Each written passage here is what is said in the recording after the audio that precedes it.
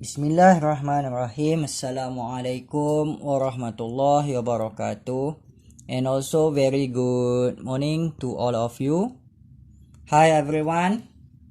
So my student, I hope all of you berada dalam keadaan yang bagus, masih kekal bersemangat, masih kekal fokus. Mindset kamu adalah jitu kepada apa yang kita akan pelajari.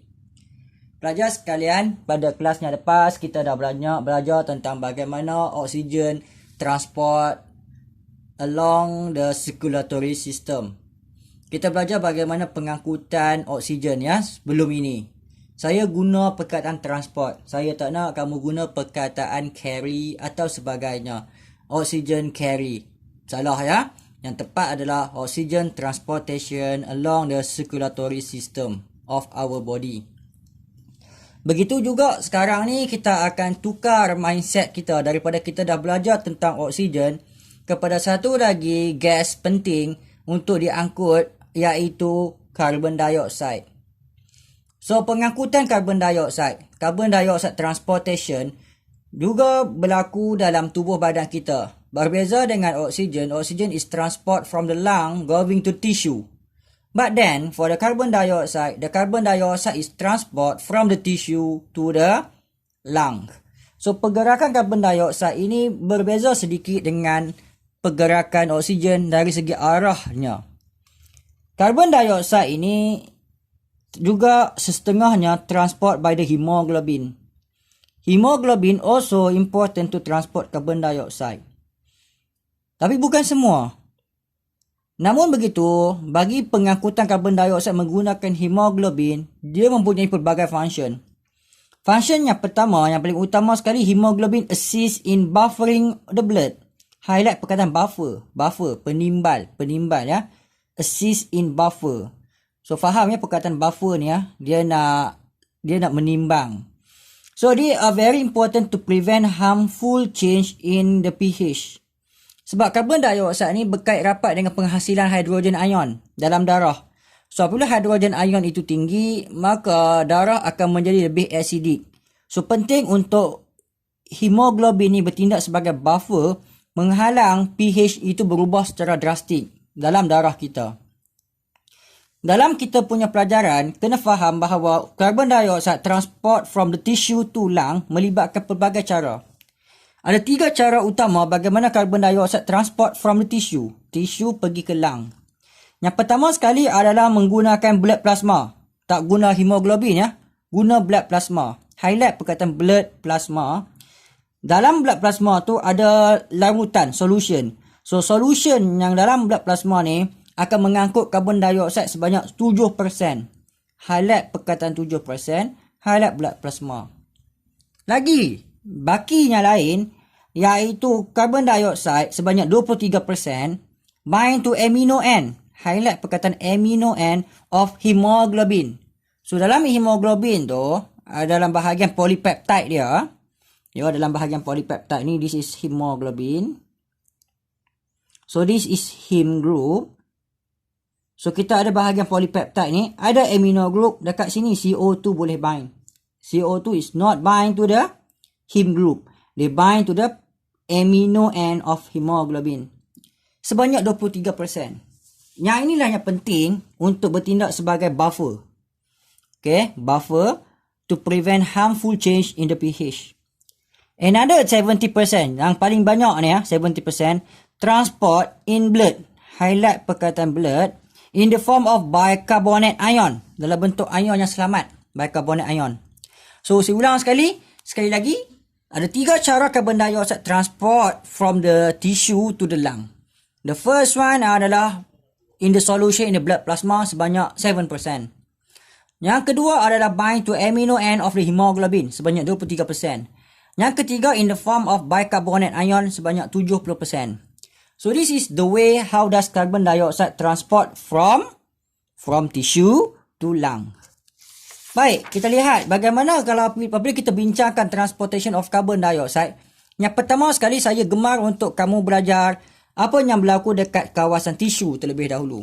Berbeza ya dengan kita belajar mengenai oksigen, kita banyak bincang dekat lung dulu. Tapi untuk carbon dioxide kita akan bincang dekat tisu terlebih dahulu. Ini adalah rajah secara ringkas. Pada kawasan tisu ini, berlakunya proses respiration di mana dia akan produce carbon dioxide. Carbon dioxide diffuse, saya suka guna perkataan diffuse daripada tisu pergi kepada ruang. Ini ruang. Ruang daripada antara tisu dengan salur darah. So ruang ni kita panggil interstitial fluid. So carbon dioxide daripada tisu diffuse into interstitial fluid. Daripada interstitial fluid baru masuk salur darah, blood vessel. Dia akan diffuse ke dalam blood plasma dulu. Blood plasma. Daripada blood plasma ada yang diffuse masuk ke dalam red blood cell. Red blood cell masuk dalam red blood cell, diffuse into red blood cell. Dekat red blood cell ada yang akan jadi acid dan ada yang bind dengan hemoglobin. Masih ingat lagi tak dia bind dekat mana? Dia bind dekat amino end of hemoglobin. Yang jadi acid ni bahaya. Ya, tak boleh kekal lama sebagai acid. Dia akan pecah kepada bicarbonate ion. Dengar tak tadi bicarbonate ion? Berapa persen? 70 berapa persen tadi? 72% kan? Dan dia akan bergerak sebagai bicarbonate ion. Nampak tak H+? Bahaya ke tak bahaya? Bahaya kan? So dia bind pada hemoglobin dan kita tahu tadi function hemoglobin tadi selain daripada dia transport carbon dioxide, dia juga bertindak sebagai buffer. Okay, ni secara asas. So ini dekat kawasan tisu. Nanti kita akan sambung pelajaran kita dengan kawasan lung. So baik, kita tengok macam mana kita nak huraikan one by one. Saya dah letak numbering yang cantik This is number 1. So this is number 1. So yang pertama sekali kita bincang pada kawasan tisu terlebih dahulu. So dekat respiring tissue, dia undergo the cellular respiration dan dia akan release carbon dioxide. Dan apabila dia hasilkan carbon dioxide, partial pressure of carbon dioxide, PCO2. Ni simbol untuk partial pressure. Partial pressure of carbon dioxide in the respiring tissue is high. Sangat tinggi. So apabila dia sangat tinggi, maka dia boleh menghasilkan satu gradient supaya carbon dioxide bergerak keluar daripada tisu menuju kepada blood plasma. So carbon dioxide tadi yang banyak dekat kawasan respiring tissue, dia diffuse into interstitial fluid. Highlight interstitial fluid. Tak cukup dengan interstitial fluid, carbon dioxide also diffuse into blood plasma. Highlight juga blood plasma. So nampak dia diffuse into interstitial fluid dan juga diffuse kepada blood plasma. Daripada banyak-banyaknya dekat blood plasma tu, over 90% of CO2 diffuse into red blood cell. 90% masuk ke dalam red blood cell. Hanya 7% saja yang kekal dalam blood plasma ini. Yang rest akan diffuse into red blood cell. Ini red blood cell. So nampak daripada body tissue, diffuse kepada interstitial fluid kepada blood plasma ke dalam red blood cell. Sebanyak 90%. Daripada 90% tadi tu, some CO2 bind to amino end of hemoglobin. Dan dia akan transport by hemoglobin. Kalau tadi kita belajar ada berapa persen tadi tu? Ada sebanyak 23%. Some ni 23%. So 23% carbon dioxide ni akan bind kepada amino end of hemoglobin. So dia bertindak sebagai hemoglobin ni function yang pertama transport carbon dioxide dalam bentuk karbaminohemoglobin. Baik, yang ni yang penting. Most carbon dioxide react with water. Highlight water.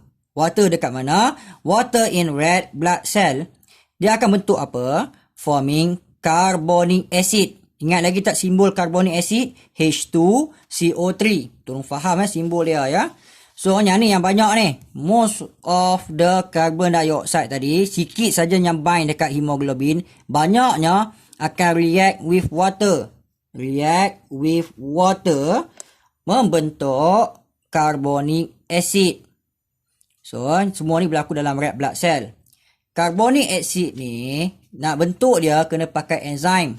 So the reaction is catalyzed by the carbonic anhydrase. Ni sejenis enzim. So reaction ni catalyzed by a carbonic anhydrase. Highlight perkataan carbonic anhydrase. Carbonic acid ni tidak akan kekal lama. Carbonik acid ni akan bercerai membentuk bicarbonate ion dan hydrogen ion. So, carbonic acid dissociate. Saya tak nak guna term lain lah. Highlight perkataan dissociate into bicarbonate ion. Ion yang selamat. Dan hydrogen ion sebagai ion sampingan yang dihasilkan. Hydrogen ion yang terlalu banyak dalam darah tak bagus. Sebab dia boleh menyebabkan pH itu menjadi rendah dan darah menjadi asid. So, hydrogen ion ni akan bind dengan hemoglobin. Masa ni, function hemoglobin adalah sebagai buffer to avoid drastic change of the pH. So, hemoglobin bind most of the hydrogen ion to prevent H+ acidify the blood. This is important to avoid Bohr shift. Bohr shift ni anjakan karbon dioksida ya. Bahaya benda ni. Jadi, bicarbonate ion yang terhasil ni bukan dibawa oleh darah. Bicarbonate ion ni akan diffuse out from the red blood cell dan akan bergerak dalam blood plasma. So, bicarbonate ion diffuse into blood plasma. Highlight blood plasma, transport to the lung. Baru dibawa pergi ke lung. So, fahamkan dekat sini, dia akan bergerak pergi ke lung. Apa yang berlaku dekat lung ni akan dibincangkan pada kelas kita akan datang.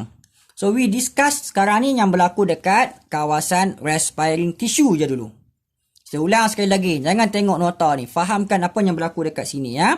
Body tissue jalankan proses apa? Proses cellular respiration. Jadi dia akan menghasilkan apa? Release carbon dioxide. Apabila carbon dioxide sangat banyak, what happen to the partial pressure? Partial pressure of carbon dioxide akan meningkat. Menyebabkan carbon dioxide diffuse into apa ni?